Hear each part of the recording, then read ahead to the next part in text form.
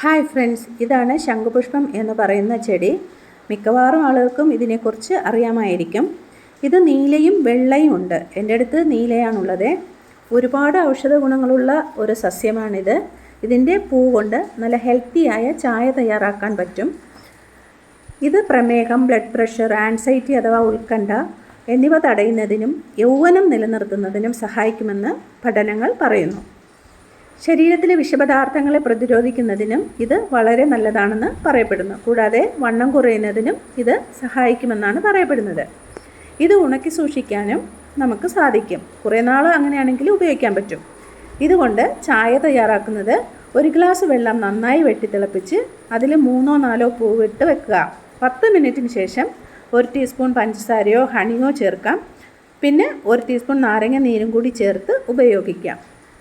നല്ല ഹെൽത്തി ആയിട്ടുള്ള ഒരു ചായയാണിത്. ഇതൊന്നും ചേർക്കാതെ തന്നെ നമുക്ക് വെറുതെ വെള്ളത്തിലിട്ടും നമുക്ക് ഉപയോഗിക്കാൻ പറ്റും. സാധാരണ ചായ കുടിക്കാൻ പറ്റില്ല എന്ന് പറയുന്നവർക്കൊക്കെ ഇങ്ങനെയുള്ള ചായകൾ ഉപയോഗിക്കുന്നത് നല്ലതാണ്. ഒരുപാട് ഗുണങ്ങളുള്ള ഈ ചെടി എല്ലാവരുടെയും വീടുകളിൽ നട്ടു വളർത്തുന്നത് നല്ലതായിരിക്കും. അതുപോലെ തന്നെ ഇതിൻ്റെ വിത്ത് ആവശ്യമുള്ളവർ കമൻറ്റ് ചെയ്താൽ ഞാൻ വിത്ത് അയച്ചു തരാം. അഡ്രസ്സും അയച്ചു തന്നാൽ ഞാൻ വിത്ത് അയച്ചു തരാൻ ശ്രമിക്കാം.